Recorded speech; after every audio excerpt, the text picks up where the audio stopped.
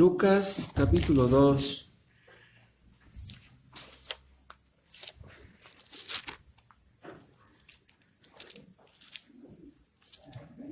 Aquellos días que se promulgó un edicto de parte de Augusto César que todo el mundo fuese empadronado. Este primer censo se hizo siendo Cirenio gobernador de Siria. E iban todos para ser empadronados cada uno a su ciudad.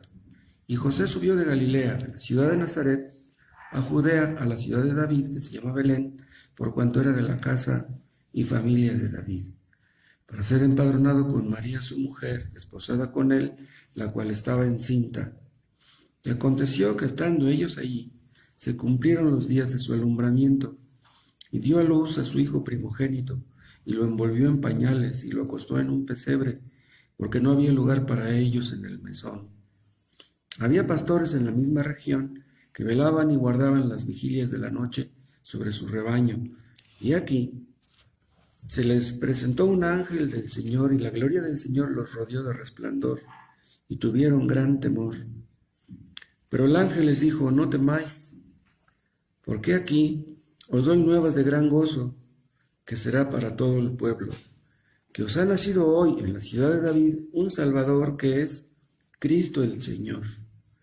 Esto os servirá de señal: hallaréis al niño envuelto en pañales, acostado en un pesebre.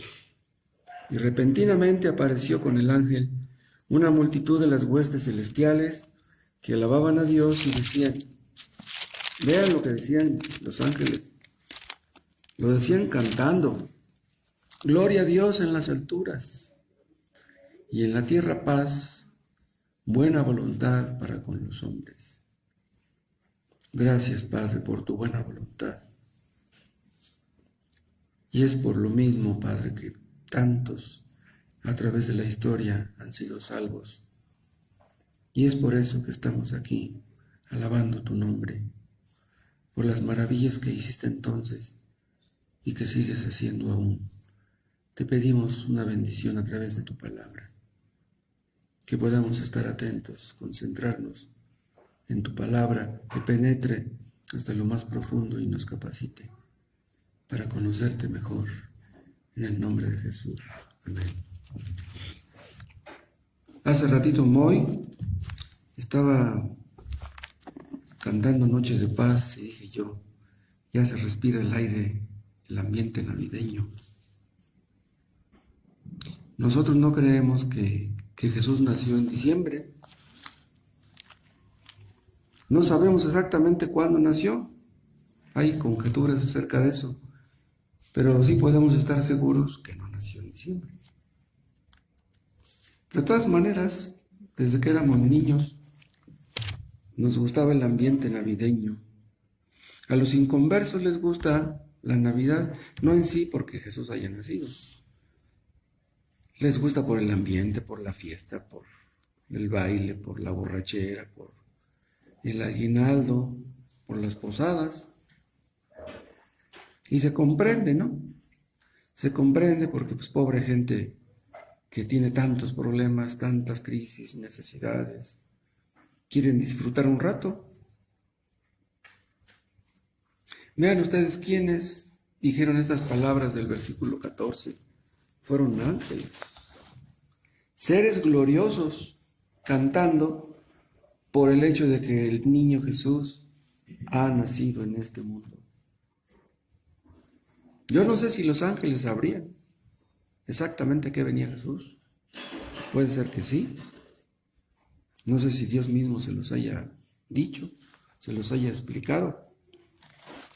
Pero vean, con estas palabras los ángeles le dan toda la gloria a Dios en el hecho de que Jesús viene a nacer a este mundo. Gloria a Dios en las alturas y en la tierra paz, buena voluntad para con los hombres. El nacimiento de Jesús le dio gloria a Dios. ¿Qué es lo que Dios busca en todo lo que hace? Su gloria. La salvación de los pecadores, a lo que Cristo vino, le da gloria a Dios. ¿Qué es lo que merecíamos? La muerte. Pero con el hecho de venir a salvar a los pecadores, Dios recibe toda la gloria. Los hombres no pueden compartir eso. Los predicadores no pueden compartir la gloria de Dios. La gloria de Dios le pertenece a Él nada más. El nacimiento de Jesús le dio gloria a Dios de muchas maneras. Y una de ellas es que hizo famosa la Navidad. El nacimiento del niño Jesús le dio la gloria a Dios en muchos sentidos. La Navidad es conocida en todo el mundo, ¿o no? Vayan ustedes a cualquier parte, vayan a donde vayan, les dicen ustedes si entienden qué significa la palabra Navidad y todos les van a decir que sí. Incluso los inconversos, los ateos, aunque no crean en Dios, en un sentido les gusta la Navidad. Pero les estoy diciendo que se manifestó la gloria de Dios. Por ejemplo, se manifestó su poder. Dios manifestó su poder con el hecho de que la Virgen María quedara embarazada. El nacimiento de Jesús, en un sentido, fue un nacimiento como el de todos los niños. Pero el niño Jesús era un niño muy diferente a todos, ninguno como él. El nacimiento de cada niño, sea quien sea, le da gloria a Dios. ¿Por qué? Porque la vida en sí es una maravilla. Estamos acostumbrados a ver que niños nacen, pues todos los días nacen niños, pero en realidad cada nacimiento es una maravilla. ¿Cómo fue que María quedó embarazada? La sombra del Altísimo la cubrió y quedó embarazada. ¿Pero cómo es eso? Pero nosotros creemos que Dios es todopoderoso. ¿Se acuerdan ustedes que la sombra de Pedro simplemente cubría a algunas personas que estaban enfermas, quedaban sanadas? La sombra de Pedro. Entonces, si la sombra de un hombre con la ayuda de Dios podía hacer eso, imagínense la sombra del Altísimo que cubrió a María. Pero de todas maneras fue algo sorprendente, porque vean, José, su esposo, era un hombre de fe, era un hombre santo, un hombre que creía en el Dios verdadero. Pero cuando se dio cuenta que María estaba embarazada, dijo, no, yo no quiero ya nada con esta, ya estaba pensando en dejarla. El ángel tuvo que aparecérsele para convencerle de que estuviera con ella. ¿Y se acuerdan cómo dice la profecía por boca de Isaías? Dice, he aquí que la Virgen concebirá y dará a luz un hijo. Pero cuando dice, he aquí, es como si dijera, sorpréndanse. La Virgen concebirá, la Virgen va a quedar embarazada. Nuestro Dios, el Dios verdadero, creó el universo. Si pudo crear el universo, ¿no podía ser que una mujer virgen quedara embarazada? Para los ateos ese es un problema. Para los creyentes no. Nosotros creemos lo que la palabra de Dios dice, porque creemos que Dios es todopoderoso. Dios dice que se hagan las cosas y las cosas simplemente se hacen. Dios no tiene limitaciones. Dio la orden, se abrió el Mar Rojo. Dio la orden, se abrió el río Jordán.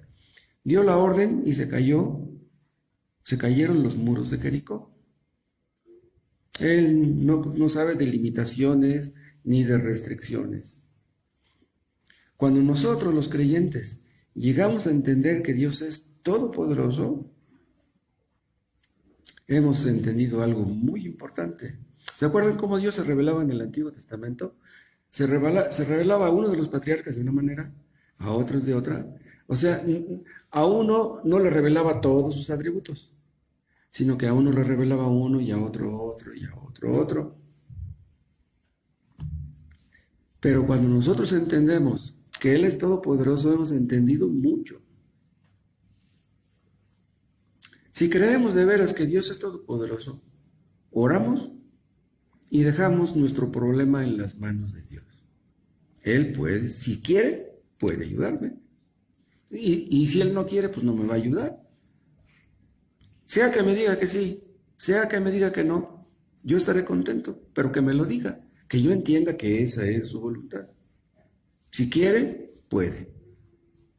Si no quiere, pues no voy a estar insistiendo. Para nosotros hay cosas que pueden ser imposibles, pero para Dios nada es imposible.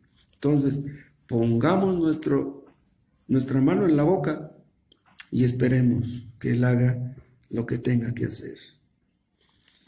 ¿Estás en un hoyo, hermano? Dios puede sacarte, si quiere, por muy hondo que parezca ser ese hoyo donde te encuentras. Otra cosa que se manifestó en el nacimiento de Jesús es su imparcialidad, el hecho de que Dios no hace acepción de personas. Primero, se comunicó con los magos, pero después llamó a los pastores. Y ahí se ve que Dios no hace acepción de personas. Pero vean, se manifestó a los pastores. Pero en Jerusalén, en Belén, había gente rica, gente muy culta, muy preparada. ¿Por qué Dios no fue con ellos? ¿Por qué a los pastores?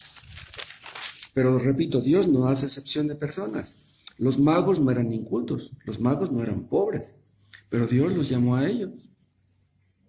Acuérdense de Lázaro.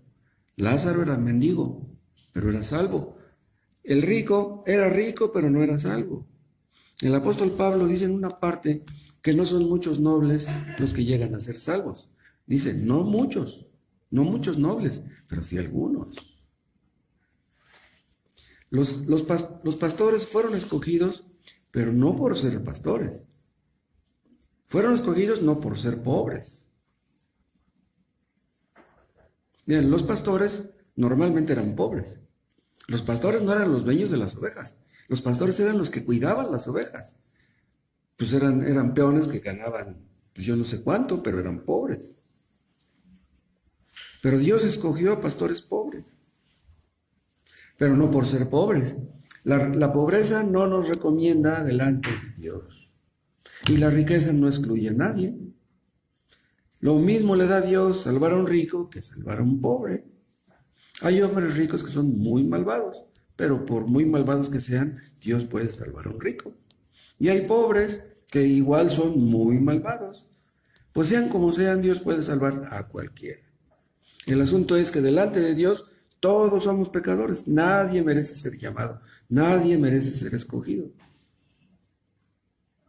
Otra cosa que se ve en el nacimiento de Jesús es su misericordia. Vean cómo dice en el versículo 11. 2:11. Que os ha nacido hoy en la ciudad de David un Salvador que es Cristo el Señor. Díganme si no es esa misericordia. Dios vio a los hombres, contempló a los hombres caídos con la soga en el cuello. Pudo habernos dejado a todos sufrir las consecuencias de nuestro pecado, pero Él tuvo misericordia.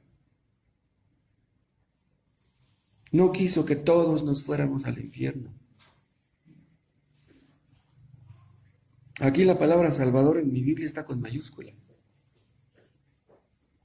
Si estuviera con minúscula sería muy diferente. ¿Sí? Diríamos que era un Salvador como tantos otros, o uno entre otros. Pero al estar con mayúscula quiere decir que es el único Salvador. Y es más, acuérdense ustedes que esta palabra Jesús significa eso, Salvador. Jehová salva. Y vean cómo dice, os ha nacido hoy, a ustedes judíos. Los judíos, algunos de ellos, los fieles, estaban esperando al Mesías. Ellos necesitaban un libertador, pero no del yugo romano. Ellos necesitaban ser libertados del yugo del pecado, el yugo más terrible. Cristo vino a salvar a los suyos del poder del pecado. Muchos quisieran ser salvos, pero no de eso. Quisieran ser salvos de sus problemas, de su pobreza, de su enfermedad. Pero Cristo vino a salvar a los suyos del poder del pecado. Si el pecado te domina, no has sido salvado. Pero si ya te has apartado del pecado, Cristo es el que te ha libertado. Porque el hombre no se puede salvar a sí mismo. Contra el pecado nadie puede. Fácil nos enredamos en el pecado, pero no fácil salimos. Cualquiera puede pecar, pecar es bien fácil. Pero así como te metiste, a ver, salte. Si Cristo no hubiera venido, nadie hubiera sido salvo. Ni los ángeles. Los ángeles son poderosos, no cabe duda. Los ángeles en el Antiguo Testamento libraron a Israel de muchas guerras, ¿se acuerdan? En muchas guerras. Pero los ángeles no podían salvar en el sentido de salvarnos del pecado. Ningún ángel pudiera salvarnos. Los testigos de Jehová, necios, piensan que Cristo es un ángel. Pero con eso se ponen la soga en el cuello. Que nos muestren en la Biblia que hubo un ángel en el Antiguo Testamento que fuera un salvador del pecado. Ninguno podría hacer eso. Cristo tuvo que venir al mundo porque Él nos dio incapaces, impotentes, porque no podíamos salvarnos a nosotros mismos. En aquel tiempo ya habían existido un montón de filósofos. Pues Cristo vino cuando ya se pudo demostrar que la filosofía no sirvió de nada. Los políticos, los gobernantes, no habían podido mejorar las cosas. Ya habían venido los babilonios, los asirios, ya habían venido los griegos y los romanos. ¿Y qué hicieron? Nada. Todos esos grandes imperios querían solucionar los problemas del hombre y en realidad los empeoraban. Los sistemas políticos no pueden ayudar a los hombres, no pueden salvar, no pueden librar.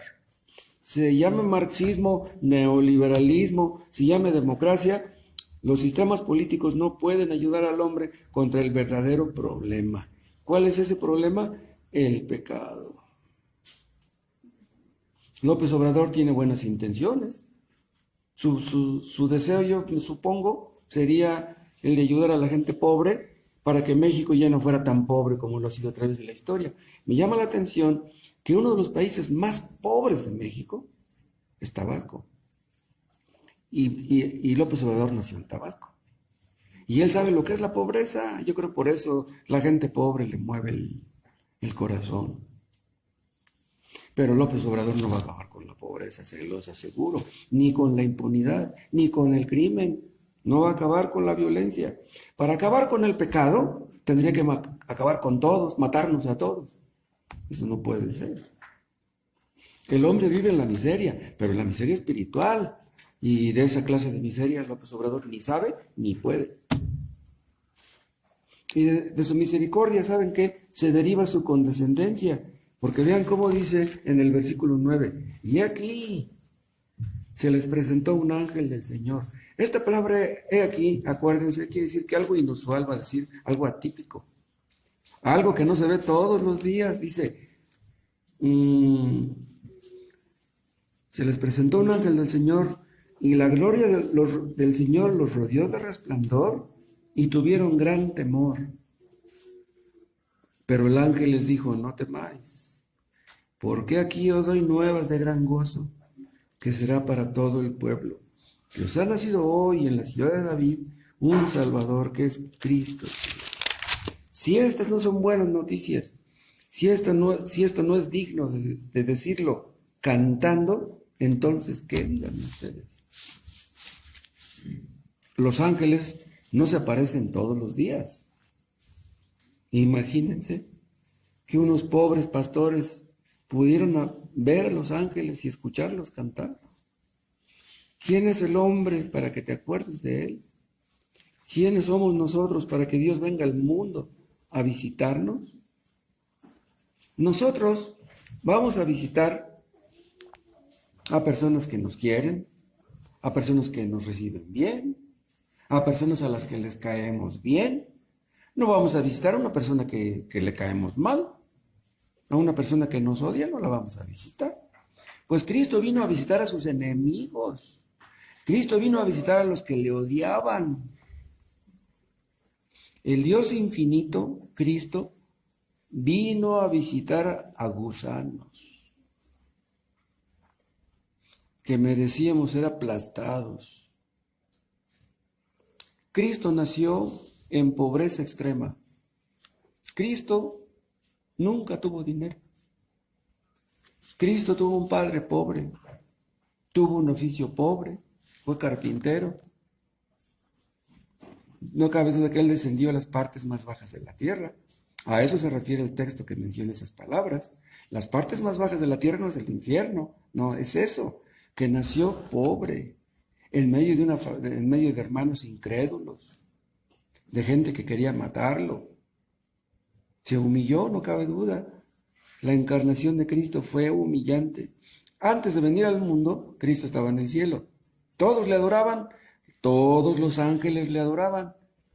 Entonces, ¿cómo es posible que si allá en el cielo todos le adoraban, viene al mundo y luego cuando empieza su ministerio lo quieren matar? Vino a nacer en un establo rodeado de animales. Toda su vida fue pobre. La tumba donde lo enterraron fue prestada. No tenía un lugar donde recostar su cabeza. Pidió un coche prestado, ¿se acuerdan? Pidió un asno. Un asno es los coches de aquel tiempo. ¿Sí? Y vemos aquí la fidelidad también. Vean cómo dice el 11. Os ha nacido hoy, conforme al cumplimiento de las profecías. Aquí habla de la fidelidad de Dios, porque ¿cuántos años hacía que se había hecho esta promesa? ¿Cuántos años hacía que había existido esta Isaías? Mínimo 800 años. Entonces, cuando dice, os ha nacido hoy, se está refiriendo a los que esperaban la venida del Mesías. Eran muy pocos, que se podían contar con los dedos de la mano.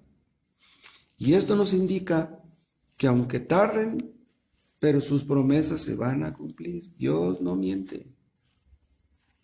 Israel estaba sumido en una profunda apostasía, pero Dios tenía sus escogidos. Los tiene en México. Ayer en la tarde, en un momento dado, me entró un gusto, una alegría. Estaba yo leyendo y de repente un texto me atrapó. Y me puse bien contento de que un día voy a ir al cielo. Y me puse yo a pensar, ¿cómo es posible que yo un día voy a estar allá? Y me daban ganas de brincar de gusto, ¿no? Yo pienso que si Dios quiso salvarme a mí, o pudo salvarme a mí, más bien, puede salvar a cualquiera. Por eso yo no me desanimo de nadie. Cristo vino al mundo en el tiempo previsto, en el cumplimiento del tiempo, dice el apóstol Pablo en Gálatas 4:4. Dios tenía un tiempo para eso, así como tuvo un tiempo para el nacimiento de cada uno de nosotros, con más razón para Él. Cristo vino a nacer cuando los grandes imperios habían demostrado su ineficacia. Las carreteras romanas ya estaban por todas partes. El idioma griego, que era el idioma común en aquel tiempo, como el inglés hoy, pues correría la verdad de boca en boca, pero así rápido. Había sinagogas por todas partes. Pablo, que fue llamado a evangelizar tanto a los gentiles como a los judíos, iba a una ciudad y se metía a las sinagogas. A él le dolía que sus paisanos no fueran salvos, por eso iba a las sinagogas. Dicen los sabáticos que Pablo guardaba el sábado. ¿Y saben por qué dice que guardaba el sábado? Porque se metía en las sinagogas. Pero el hecho de que él se metiera en las sinagogas el sábado no quiere decir que Pablo guardara el sábado. Nosotros podemos comprobar que los cristianos primitivos guardaban el domingo, no el sábado. Pero entonces, ¿por qué Pablo se metía en sábado? Porque en sábado se reunían en las sinagogas. Entonces es la única respuesta. Y iban a las sinagogas cuando sabían que ahí estaban los judíos para evangelizarlos. Entonces, el cumplimiento del tiempo fue algo estratégico. Dios quería que su palabra corriera, y qué rápido corrió, en menos que canta un gallo. Toda Europa fue llena del evangelio. Hasta las islas de hasta arriba. Inglaterra, Irlanda, Escocia. ¿Cuántos años pasaron para que esta promesa se cumpliera? Pero se cumplió. Dios es fiel. Y si tarda en respondernos, no nos desanimemos. Nosotros somos infieles, pero Él permanece fiel. ¿Saben también que se ve en el nacimiento de Jesús? Su supremacía, que Dios está por encima de todos. Vean cómo dice el versículo 14. Gloria a Dios en las alturas. ¿Saben qué quiere decir esto en el original griego? En lo más alto, en lo altísimo. Los ángeles son seres más inteligentes y más poderosos que los hombres. Los ángeles están por encima de cualquier ser humano. Pero ellos reconocen que están muy por debajo del Altísimo. Dicen, no, el Altísimo es Él. Los ángeles no aceptan adoración, ¿se acuerdan? Ellos obedecen a Dios sin chistar. Los ángeles son capaces de hacer cualquier cosa que Dios les mande. Imagínense que le hubieran dicho a Dios, oye Dios, ¿cómo nos mandas que le vayamos a avisar eso a unos ángeles, a unos pastores que huelen a borrego, que ni se ha bañado? No, los ángeles obedecen todo lo que Dios les dice. Dios está muy por encima de los ángeles. Pues si está muy por encima de ellos, imagínense cómo estará por encima de nosotros. Dios no recibe órdenes de nadie. Esos que oran como dándole órdenes a Dios, pobres, no saben en qué lío se meten. Hay algunos que hasta le gritan a Dios cuando oran. Yo conocí una iglesia de Pentecostés que gritaban todos cuando oraban. A 2 cuadras se oían los gritos. ¿Creen que Dios está sordo? ¿Que entonces qué? ¿Dios no oye la oración si oramos en voz baja o en silencio? ¿Saben por qué muchos oran en voz alta y gritan? Bueno, yo me imagino. Porque piensan que Dios está muy lejos. Bueno, si piensan que Dios está muy lejos, sí, está muy lejos para ellos porque andan en pecado. Una persona que anda en pecado siente que Dios está lejos. Pero un creyente fiel que anda en obediencia, inmediatamente entra en comunión con su Dios, siente que Dios está cerca. Nos acostumbramos a sentirlo cerca y ya no queremos que se vaya. Como la tsunamita dice, lo agarré, dice, lo metí en la casa de mi madre. Ay, no quiero que te vayas, quiero que estés aquí conmigo. El nacimiento de Jesús tomó en cuenta el beneficio de los hombres.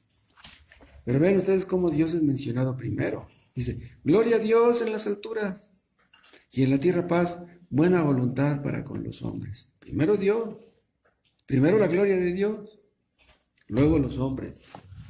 Dios está muy por encima de los hombres. Delante de Dios nada somos. Aquel niñito era un niñito como todos los niños en un sentido, pero él era el Señor. Él era el Señor, Él era nuestro Señor, Él era nuestro Creador. Y saben también que se manifiesta en el nacimiento de Jesús su soberanía, porque dice, buena voluntad para con los hombres. Esta palabra da a entender que no vino porque la buena voluntad estuviera en nosotros, como traduce la Biblia católica. No, Cristo vino como evidencia de la buena voluntad de Dios para con nosotros. O en otras palabras, vino porque quiso. No porque fuéramos buenos, no porque lo mereciéramos. Cristo vino porque quiso. Los hombres no tienen la buena voluntad para recibir a Dios, más bien lo contrario. No hay quien busque a Dios, como dice Pablo en Romanos 3. Por eso lo mataron por la buena voluntad de los judíos. Imagínense que Cristo hubiera venido y hubiera empezado su predicación, su ministerio, y hubiera dicho, a ver, ¿quién tiene la buena voluntad de buscarme? ¿Quién tiene la buena voluntad de creer en mí? Pues nadie. Además dice que será para el gozo, gran gozo que será para todo el pueblo. ¿Pero para todo? Para unos cuantos nada más.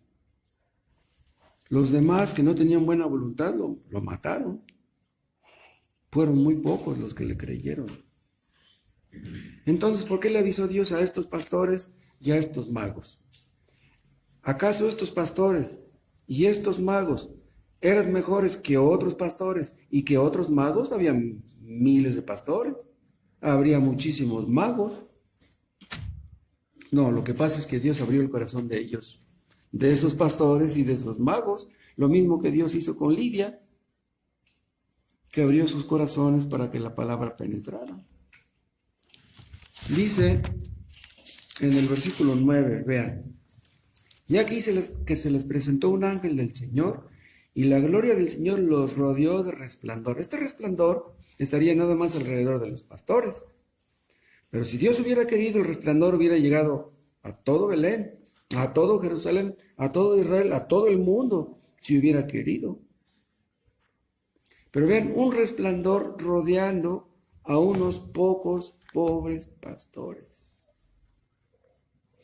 ¿Por qué? Porque se complació de ellos. Así como se complació de Cristo, dice, mi Hijo amado en quien tengo complacencia, se complació de ellos. Y se complace de todos los creyentes. Porque son creyentes, no. Se complace en los creyentes porque están en Cristo. Por eso. Es increíble esto. Es increíble que Dios pueda complacerse en un ser humano. En un ser de barro. Que somos hechos de polvo. Es increíble. Pero así es. Vuelvan al 14. Gloria a Dios en las alturas y en la tierra paz. Buena voluntad para con los hombres. Eso es lo que Dios nos trajo por medio de Cristo, su paz. La paz que podemos experimentar creyendo en Él.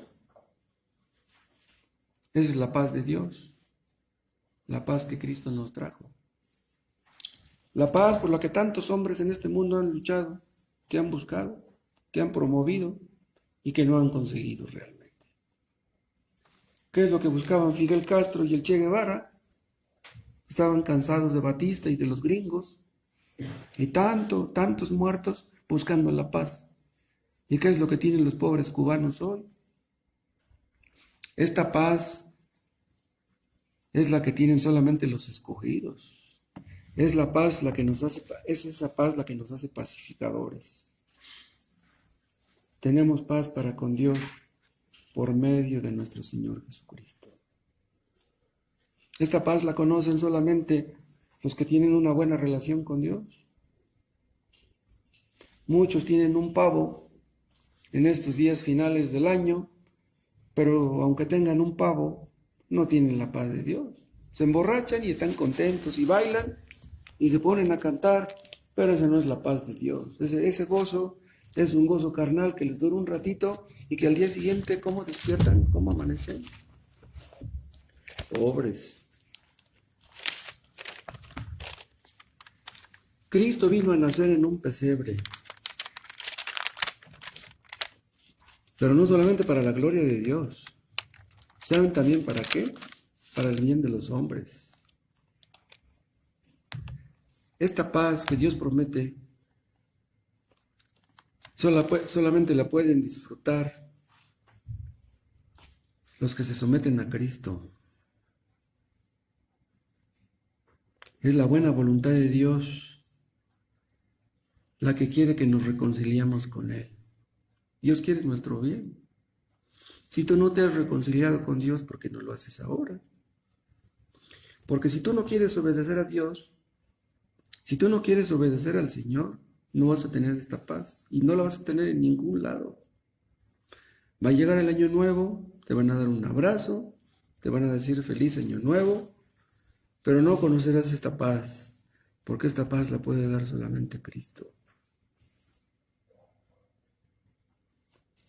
Cristo vino buscando la gloria de Dios. ¿Y saben ustedes para qué nos ha salvado a nosotros? Para lo mismo, para que busquemos su gloria. No hay sentido en la vida sin eso. No hemos sido salvados para buscar gloria para nosotros, ni tampoco gloria para nuestra iglesia. Lo que queremos es que Cristo sea glorificado.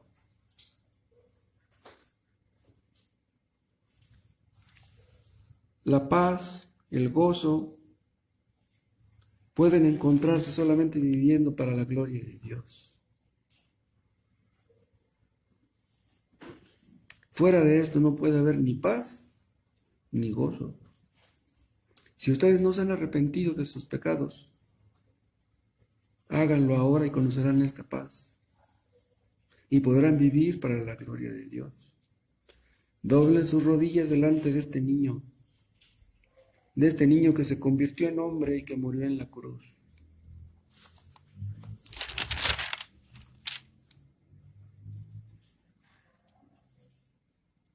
Es increíble que personas pecadoras como nosotros un día vayan a mirar a Cristo. ¿Qué es lo que hay en el cielo? ¿Hombres santos? ¿Hombres perfectos? ¿Puros pecadores? El cielo va a estar lleno de puros pecadores. Y todos aquellos que creían ser buenas personas no estarán ahí.